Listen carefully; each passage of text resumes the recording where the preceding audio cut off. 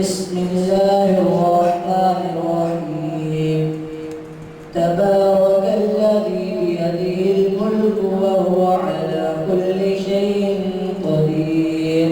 الذي خلق الموت والحياة ليبلوكم أيكم أحسن عملا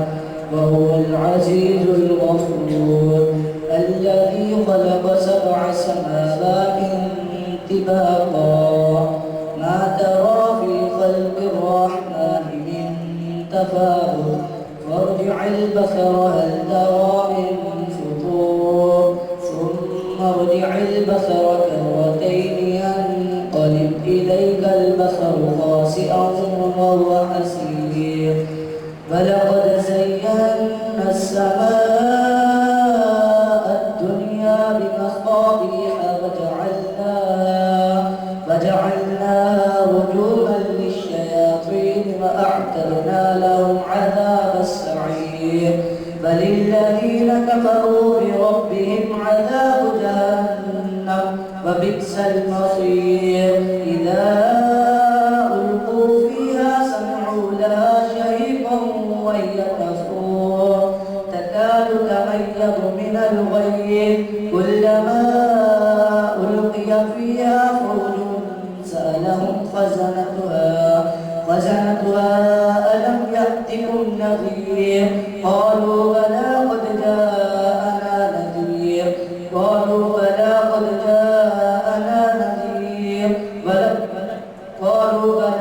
جاءنا نذير فكذبنا وقلنا ما نزل الله من شيء إن أنتم إلا في ضلال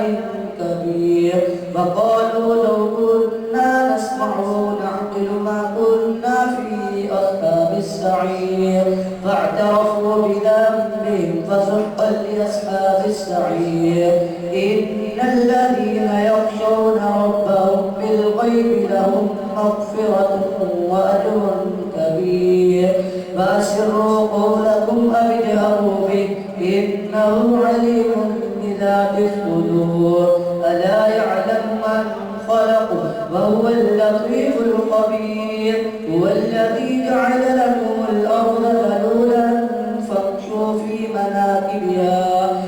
مناكبها وكلوا من رزقه وإليه النشور أأمنتم من في السماء أن يخسف بكم الأرض فإذا هي تمور أم أمنتم من في السماء أن يرسل عليكم حاصبا فستعلمون كيف نذير ولقد كذب الذين من قبلهم فكيف كان نكير أولم يروا إلى الطير فوقهم صافات ويقبضن ما يمسكهن إلا الرحمن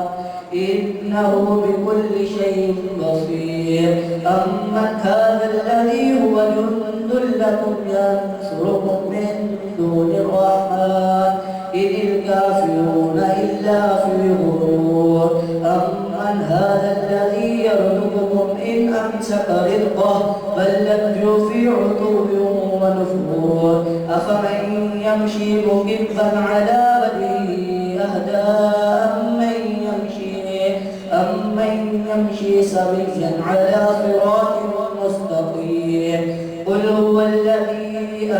أنشأكم وجعل لكم السمع والأبصار والأفئدة قليلا ما تشكرون قل هو الذي ذرأكم في الأرض وإليه تحشرون ويقولون متى هذا الوعد إن كنتم صادقين قل إنما العلم عند الله وإنما